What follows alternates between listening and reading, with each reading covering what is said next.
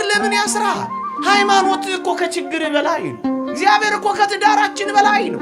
እግዚአብሔር እኮ ከልጆቻችን በላይ ነው። ከተራበ ይልቅ የጠገበ ለመሰናከል ቀርቧል። ከጎደለው ይልቅ የሞላለት ለፈተና ቀርቧል። አንዳንዶች እግዚአብሔርን የችግር ቀን ወዳጅ ያረጉታል፣ በደስታ ቀን ጀርባ ይሰጡታል። ልጅ ስታገኙ ወዴት በረራችሁ? ቤታችሁ በትዳር ሲሞቅ ምን ነው የእግዚአብሔርን አገልግሎት አቀዘቀዛችሁ?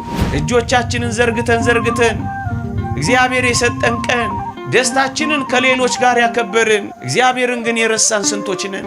እየራባችሁ ትጸልያላችሁ፣ እየጠማችሁ ታመልካላችሁ፣ ብትጎሳቆሉም በእግዚአብሔር ክንድ ላይ ታርፋላችሁ። ቅድሚያውን ለወንድሞቻችሁ ትሰጣላችሁ ነው። ትከሻ ለትከሻ ሀብት ለማግኘት ትተናነቃላችሁ። እግዚአብሔር ይከብርበታል በዚህ ሥራ ወይስ G+ ምንትስ ያሰራኛል? የእግዚአብሔር በረከት ነው። የምድራዊ ሀብት ጸጋ ብቻ ነው አንተ የምትፈልገው። ቁስሉ፣ ሕማሙ፣ መከራውን የሚያስብ ልብ ያለው ሰው ይሄን ዓለም መርገጥ ይችላል።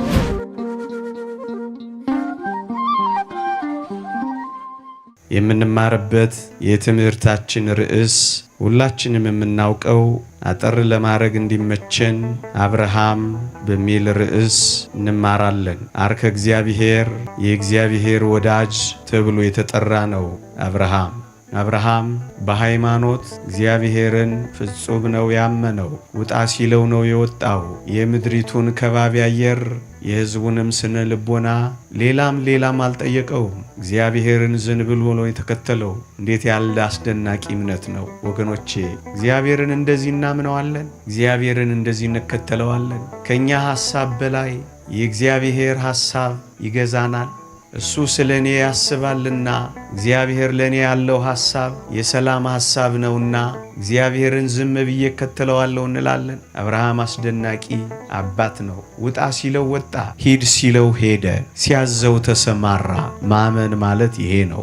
አንደኛ አብርሃም እግዚአብሔርን ሲያምነው ወገኖቼ ገና ሕይወቱ የጀመረው በችግርና በመከራ ነው። ከአንድም 3 ጊዜ ድንኳኑን እየተከለ አብርሃም ተንከራቷል። ወገኖቼ የእግዚአብሔር መሆናችን ለስጋዊ ብልጽግና ዋስትና እንዲሆነን አይደለም እግዚአብሔርን የምንከተለው። እግዚአብሔር ብናገኝም ብናጣም አምላካችን ነው። ቢኖረንም ባይኖረንም አባታችን ነው። ቢደላንም ቢከፋንም አምላካችን ነው። ቢመቸንም ብንጎሳቆልም የምናመልከው ነው። እግዚአብሔር ወደ ኪስ በሚገባና ከኪስ በሚወጣ ነገር አይመዘንም ወገኖቼ። እግዚአብሔር በስጋዊ በደማዊ ምቾትና ፈቃድ የምንከተለው አምላክ አይደለም። ለዚህ ነው አብርሃም እየተሰደደም ያመልከዋል፣ ደህይቶም አምላኬ ይለዋል፣ እየራበውም ይታዘዘዋል። ወገኖቼ ስትራቡ፣ ስትጠሙ፣ ስትከፉ፣ ስታዝኑ እግዚአብሔር አምላኬ ነው ካላችሁ እንደ አብርሃም መኖር ጀምራችኋል ማለት ነው። አንዳንዶች እግዚአብሔርን የችግር ቀን ወዳጅ ያረጉታል፣ በደስታ ቀን ጀርባ ይሰጡታል። እዚህ የመጣችሁት ቢጎልባችሁም ቢሞላላችሁም አምላኬ ነው ልትሉት ነው የመጣችሁት። የምትጠይቁት ነገር ከሌለ የእግዚአብሔርን ስም ትጠሩታላችሁ። አብርሃም በድህነት እየተንከራተተም 3 ነገር ያደርግ ነበር ምዕመናን። አንደኛ ስመ እግዚአብሔር ይጠራል፣ ሁለተኛ መስዋዕት ይሰዋል፣ ሶስተኛ ደሃ ያስሳል። ራሱ እኮ ደሃ ነው፣ ግን ሌሎች ድሆችን ይሰበስባል። ራሱ እኮ ረሃብተኛ ነው፣ ሌሎች የተራቡትን ግን ያካፍላል። እዩ፣ እየራባችሁ ትጸልያላችሁ፣ እየጠማችሁ ታመልካላችሁ፣ ብትጎሳቆሉም በእግዚአብሔር ክንድ ላይ ታርፋላችሁ። መኖሪያዬ የዘላለም አምላክ ነው ትላላችሁ። ወገኖቼ ዝናብ የሚያበቅለው ፀሐይ የሚያበስለው የኔ ንብረት ሁሉ የእግዚአብሔር ነው ትላላችሁ። እዩት፣ ድንኳኑን እየነቀለ እየተከለ እየተንከራተተም ስም እግዚአብሔርን በመጥራት ነው የኖረው። ወገኖቼ ክርስትናን ችግር አይለውጠውም፣ መንፈሳዊ ሕይወትን ማጣት አያሳጣውም። ክርስትና ከችግር በላይ ነው። መንፈሳዊነት ከማጣት በላይ ነው። ለዚህ ነው ሁሉንም ተመልከቷቸው፣ ምንም ሳይኖራቸው ነው እግዚአብሔርን የተከተሉት። ተደራድረውት አይደለም የሚያመልኩት። የንካ በንካ ጨዋታ አይደለም ከእግዚአብሔር ጋር የሚጫወቱት። ቢሰጣቸውም ቢነሳቸውም በማምለካቸው ነው ጻድቃንና ቅዱሳን የተባሉት። ወገኖቼ አንድ እውነት እንነጋገር። በመቆራመድም ውስጥ እንሁን፣ በመንከራተት ውስጥ እንሁን፣ ደስ በማያሰኙ ዘመናትና ወራት ውስጥም እንሁን፣ ሥራ በማጣት ውስጥም እንሁን፣ ባል በማጣት ውስጥም እንሁን፣ ብዙ ጊዜ ስኬት በማጣት ውስጥም እንሁን፣ የኔ የምንለው ነገር ባለመኖር ውስጥም እንሁን፣ እግዚአብሔር ግን አምላካችን ነው። እግዚአብሔር ግን የምንከተለው ነው። እግዚአብሔር ግን የምናመልከው ነው። እግዚአብሔር ግን የምንወደው ነው። እግዚአብሔር ግን የዘላለም አምላካችን ነው። እግዚአብሔር ግን የዘላለም መኖሪያችን ነው። እስራኤልን ላስታውሳችሁ፣ ሙሴ ሊሞት አካባቢ እስራኤልን የመረቃቸው አስደናቂ ምርቃት አለች። እስራኤልን ሊሞት ሲል መረቃቸው ሙሴ ምን አላቸው? እስራኤል ሆይ ስማ፣ መኖሪያህ የዘላለም አምላክ ነው አላቸው። እንደውም ምን አላቸው? የዘላለም ክንዶች ከበታችህ አሉ ያቅፎሃል አላቸው። ምዕመናን፣ ምድር ብትገለባበት ደግሞም ብትነዋወጥ፣ ምድር ምንም ነገር እንኳን መስጠት ባትችል፣ በረሃ እንኳን ቢሆን የምንዘራበት እርሻ፣ የምንለውጥበት ንግድ፣ የምናሰማራበት መሰማሪያ ባይኖረንም እንኳን ወገኖቼ እንዳትረሱ፣ መኖሪያችን አካውንታችን አይደለም። መኖሪያችን ቢዝነሳችን አይደለም። መኖሪያችን ሽቀላችን አይደለም። መኖሪያችን ክንዳችን አይደለም። መኖሪያችን ደምግባታችን አይደለም። መኖሪያችን የዘላለም ክንዶች ናቸው። መኖሪያችን አምላካችን ነው። እርሾች መብልን ባይሰጡ፣ ከብቶች በጋጥ ውስጥ ባይገኙ፣ ከወይን ሐረግ ፍሬ ባይገኝ፣ እኔ ግን በአምላኬ በእግዚአብሔር ደስ ይለኛል እንዳለው ዕንባቆም ክርስቲያን የሆነው በምንም ነገር ውስጥ እግዚአብሔርን እያመለክነው እንድንኖር ነው። ምዕመናን፣ አብርሃም የሚያስተምረን ይህንን ነው። አንድ ሁለተኛ፣ አብርሃም እንደተቸገረ፣ አብርሃም እንደተሰደደ፣ አብርሃም እንደተንከራተተ የቀረ እንዳይመስላችሁ። መጀመሪያ ችግርን የገጠመው ችግር ለዘላለም የሚቀጥል እንዳይመስላችሁ። መከራ እስከ ፍጻሜው የሚሻገር እንዳይመስላችሁ ወገኖቼ። እግዚአብሔር መጣ። ምን አደረገ? በሦስቱ ስመ እግዚአብሔርን እየጠራ መስዋዕት እየሰዋ ደሃ እያሰሰ ለእግዚአብሔር በሕይወቱ ስለመሰከረ ፈንታ እግዚአብሔር በሦስት በረከቶች ባረከው ይላል መጽሐፍ ቅዱስ። በምን በምን? እግዚአብሔር በከብት መንጋ ባረከው፣ አንድ። እግዚአብሔር በብር ባረከው፣ ሁለት። እግዚአብሔር በወርቅ ባረከው። ወገኖቼ፣ የታገሰ ፍሬውን መብላቱ አይቀርም። ምን ያስተምረናል? በመከራ ታገሱ፣ በተስፋ ደስ ይበላችሁ፣ በጸሎት ጽኑ፣ አታቋርጡ። ሲመሽ መጣ እግዚአብሔር፣ በበረከት ጎበኘው፣ በባለጠግነት ሞላው። ብር በእግዚአብሔር ቃል ይመሰላል፣ የእግዚአብሔር ቃል እንደ ንጹሕ ብር ነው ይላል። ወርቁ ለጽድቅና ለቅድስና መቅረቡን ነው የሚያመለክተው። በምድራዊም በረከት ባረከው። ሀብቱ ከሎጥ እረኞች ጋር መሰማሪያ እስኪያጣ ድረስ በጣም በዛ። ወገኖቼ ምዕመናን፣ እግዚአብሔር ይመጣል። ይሄን ለማለት ብቻ አይደለም የምንለው። የታገሰ ያገኘዋል፣ የጠበቀ ሳያገኘው አይቀርም። ግን በጣም የሚያስደንቃችሁ በድህነት የተከተለው አብርሃም በባለጠግነት ጊዜ እግዚአብሔርን የረሳው እንዳይመስላችሁ። በድህነትም በባለጠግነትም በማግኘትም በማጣትም በመሙላትም በመጉደልም አብርሃም ያው ነው፣ አልተቀየረበትም። ምዕመናን፣ እግዚአብሔር በበረከት ሲጎበኛችሁ ጸሎታችሁን አትቀንሱ ባካችሁ። ደጅ ጥናታችሁን አትቀይሩ ባካችሁ። ምናልባት ለምነ ነው ሲሰጠን እንደተወደደች ቅድስት ሐና የማስጠበቂያ ጸሎታችሁን አድርጉ። ታምረ ማርያም ስለ ቅድስት ሐና ሲተርክልን የሰጣትን ይጠብቅላት ዘንድ ዘውትር ትጸልይ ነበር ይላል። ስለ ልጇ ስለ እመቤታችን ትጸልይ ነበር። ልጆች ከሰጠህም ጸሎት ይቀጥላል። ባለጠግነት ከሰጠህም መንበርከክ ይቀጥላል። በሀብት ከባረከህም መገዛት ይቀጥላል። አብርሃም እንዴት አድርጎ ባለጠግነቱን እንደተቆጣጠረ ተመልከቱት። በጣም ይደንቃል። እግዚአብሔርን አልተለወጠበትም። ስንቶች ተለውጠንበት ይሆን? አዎ፣ እጆቻችንን ዘርግተን እግዚአብሔር የሰጠን ቀን ደስታችንን ከሌሎች ጋር ያከበርን፣ እግዚአብሔርን ግን የረሳን ስንቶች ነን? ለመመረቅ ናፍቀን እግዚአብሔር ውጤትን ሲያሳካልን በጭፈራና በዳንሶች በፓርቲዎች ያከበርን ስንቶች ነን? ስለት ተስለን ስለት እንደደረሰልን ስለታችንን የረሳን ስንቶች ነን? የእግዚአብሔር ቃል እንዲህ ይላል ምእመናን፣ በጠገብክ ጊዜ ያልከተምካቸውን ከተሞች፣ ያልማሳቸውን ጉድጓዶች፣ ያልተከልካቸውን ወይኖች ባገኘህ ጊዜ በበላህና በጠገብክ ጊዜ አምላክን እግዚአብሔርን እንዳትረሳ ተጠንቀቅ ይላል። ምእመናን ከተራበ ይልቅ የጠገበ ለመሰናከል ቀርቧል። ከጎደለው ይልቅ የሞላለት ለፈተና ቀርቧል። ስትጠግቡ ፍሩ፣ ሲሳካላችሁ ፍሩ፣ ሲሞላላችሁ ተጠራጠሩ፣ የበለጠ ወደ እግዚአብሔር ቅረቡ። አብርሃም እንደዚህ ነው ያደረገው። ሲባረክ ምን እንዳደረገ ታውቃላችሁ?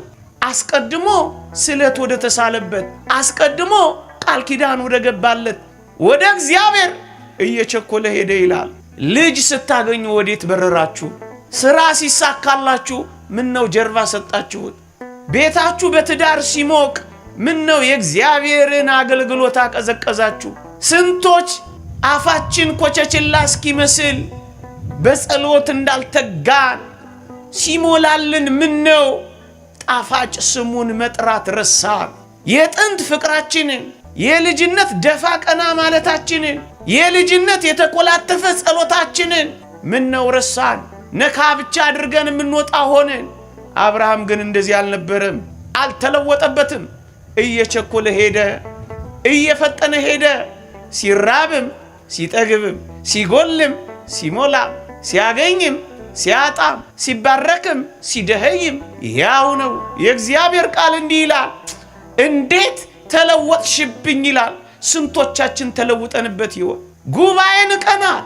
አንዳንዶቻችን ሲነገር አንሰማም። ኩራታችን ምንም አልመስለን ብሏል። አብርሃም እጅግ የሚደንቀው ድህነትን ማስተናገድ መቻሉ ብቻ አይደለም፣ ባለጠግነትንም መቆጣጠር ችሏል። የአብርሃምና የሎጥ እረኞች በተጣሉ ጊዜ ምን እንደሆነ ታውቃላችሁ? እንዲህ አለው ሎጥ ወንድሙን፣ እንዲህ አለው። ምን አለው? አንተ ቀኙን ብትወስድ እኔ ግራውን ወስዳለሁ፣ አንተ ግራውን ብትወስድ እኔ ቀኙን ወስዳለሁ አለው። ምርጫውን ፈቃዱን ለወንድሙ ሰጠዋ። ምን አይነት ፍቅረ ቢጽ እንዳለው እስኪ ተመልከቱ። ቅድሚያውን ለወንድሞቻችሁ ትሰጣላችሁ ነው? ትከሻ ለትከሻ ሀብት ለማግኘት ትተናነቃላችሁ?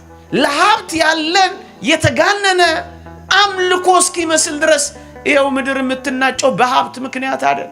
በውሃ ምክንያት ጦርነት፣ በመሬት ሽሚያ ጦርነት፣ ይኸው ደም የምንቃባው በዛ አይደለ?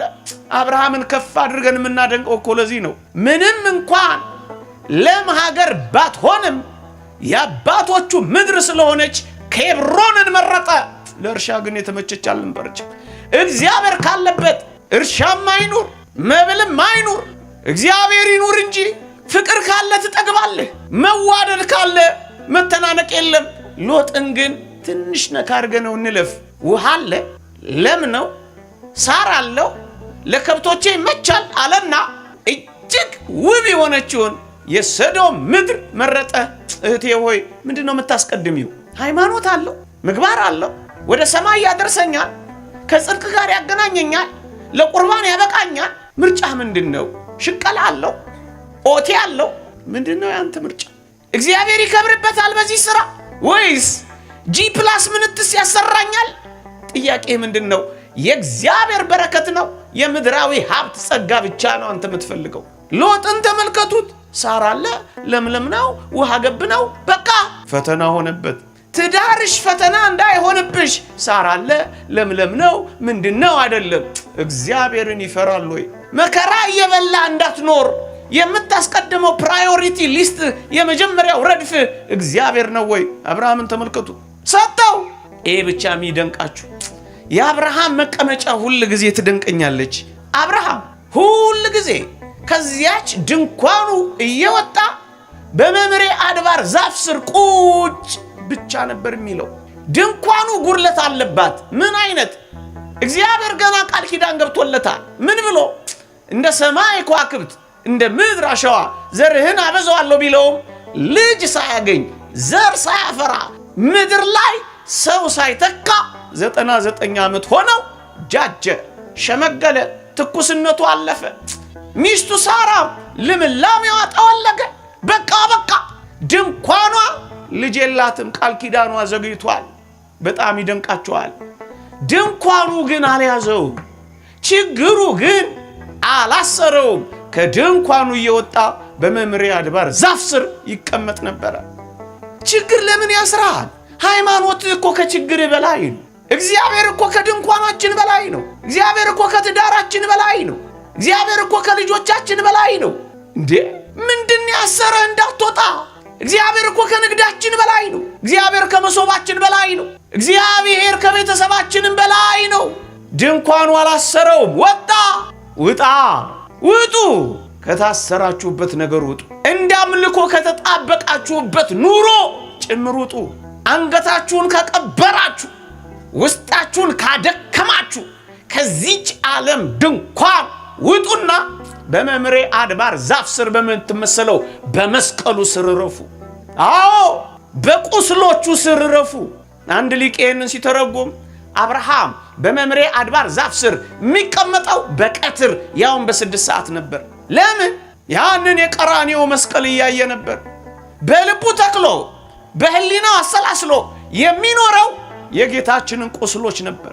ክርስቲያን ሆይ ከሐሳቦች ሁሉ በላይ የጌታችን ቁስሎች በልባችን ካተምነው፣ በየዋህነት የእግዚአብሔር ቃል በልባችን ከተከልነው፣ ሞተ ወልደ እግዚአብሔር ግፋ ሰማዕታትን እያሰብን በተዘክሮተ እግዚአብሔር ከኖርን ድንኳኑን እናሸንፈዋለን። ይሄ ሐሳብ አላችሁ? ሁሉንም ተመልከቷቸው።